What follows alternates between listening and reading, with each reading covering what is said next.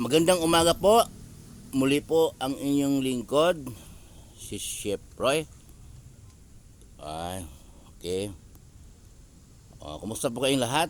Shout out po sa lahat ng mga kapanood ng video kong ito. Pagpapalain po kayo ng Diyos. Kagigising lang po na yung lingkod. Okay lang po yung tulog. Kasi pagka po sobra sa tulog, parang nangalata pa. Dati po, lagi kong sasabi po na hindi kumpleto ang gising ng inyong lingkod pag walang coffee ko black. Ito po yung tinisting ko po yung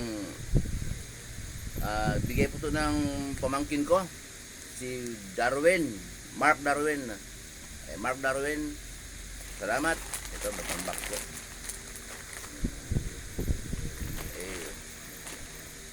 Ingatan ka ng Diyos ato sa work mo. Anong bansa ay nakalimutan ko? Singapore ba? Bumalik na po siya kahapon, January 3. Bumiyahe po siya ulit patungo sa ibang bansa. Dumating siya ng December 19 dito sa Pilipinas. Ayun. Bigay ko ng kape. Pero masarap po pala.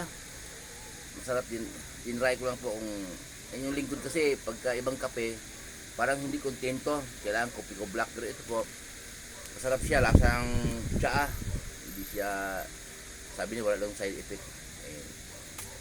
Pero sanayan lang po yung pagdating sa kape, sanayan lang kung anong nakasanayan mo, kopi ko black. Pero ang mahalaga po pagkagising, magpasalamat po sa Diyos, aming Diyos na makapangyarihan sa lahat, sa pangalan ng anak na aming Panginoon Jesus. Salamat po na napakaganda kong gising at komportable sa buhay.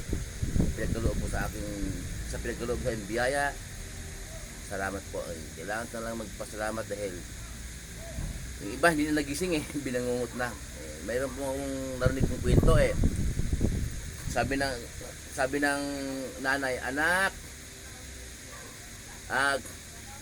magsaing ka dahil linisin ko yung isda. Bangos napaksiw ko. Sabi naman ng anak, bakit na mayroon tayong darating na bisita? Gabi na, alas 10 na Hindi kasi masarap yung paksiw na bango sa umaga, partner sa sinangag. Di nagsaing naman yung anak habang nagpaksiw yung nanay niya. Kaso po hindi na nagising yung nanay niya, namatay. So, hindi pa natin hawak ang bukas. Wag po, sabi nga wag ipagyayabang ang bukas kasi hawak ng Diyos. Ang Diyos po nakakaalam. Kaya bago matulog, pasalamat sa Diyos. Pagkagising, pasalamat. Ginhawa yun malakas, malusog. Ang naramdaman lang naman yung lingkod ay minsan rayuma. May liwasan yun. 51 years old na ang yung lingkod. Rayuma, sakit sa paa, lalong-lalo sa tinutulugan ko, gitna ng bukid, floating kubo. Okay ba? Pag naglamig po ng January, baka lalamig pa daw pagdating ng kalagitnaan January. Pero yun po ay panahon naman po Pag tag-init naman, ayun, mag-adjust tayo pong bahalang mag-adjust. Yun po. Lagi po pinaalala ng lingkod bago matulog. Magpasalamat sa Diyos sa maghapon nating galawan, ng biyaya. Ayun, wala pong malas walang malas Nandiyan yung mga pagpapalaan ng Diyos. Minsan kasi hindi lang tayo nakontento. At minsan hindi tayo marunong tumanggap sa kung saan tayo nilagay ng Diyos. May dahilan si Lord na bakit nilagay tayo niya dyan.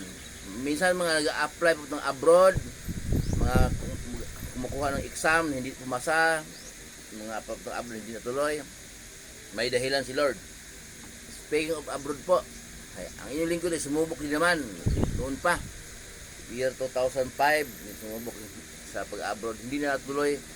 May dahilan si Lord. Ito, pinagkalooban niya ng kaunawaan ng kanyang salita. Banal na Espiritu ang nanguna sa akin upang ihayag ang kanyang salita. Kasi po, lagi ko po sinasabi na hindi po ito na pag-aralan sa school. Ang Diyos din ang nagkaloob sa akin ng kanyang salita. naihayag ko po sa mga tao. Pinupost ko sa Facebook, sa YouTube.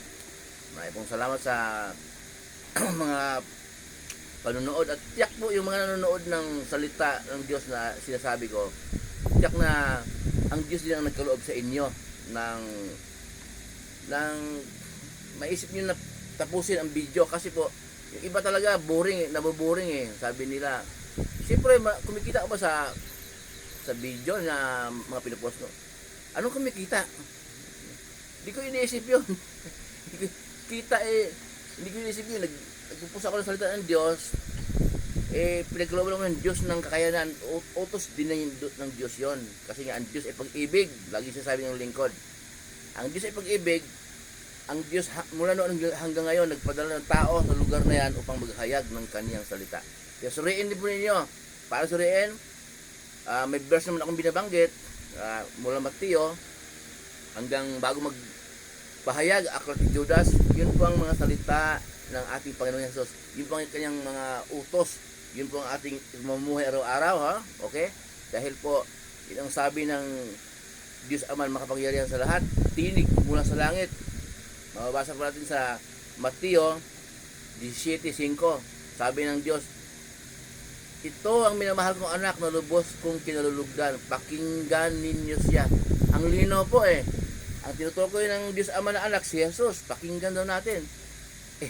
Kaso lang yung iba po nalaso na sa mga turo ng mga dating turo, mga magbasa din po kayo ng Bible para nandoon yung turo ng ating Panginoon Jesus. Manalangin sa Diyos na pagkalooban ng banal na espiritu manguna sa kanila upang maunawaan ang mga yon. Muli po yung lingkod, si Chef Roy, mabuhay po kayo, ingatan po ng Diyos. Samahan kayo ng Diyos kahit saan po kayo paparoon, sa mga trabahong pinasukan ninyo, anumang negosyo ninyo o anumang pinagkikitaan sa buhay, ayon sa kalooban ng Diyos.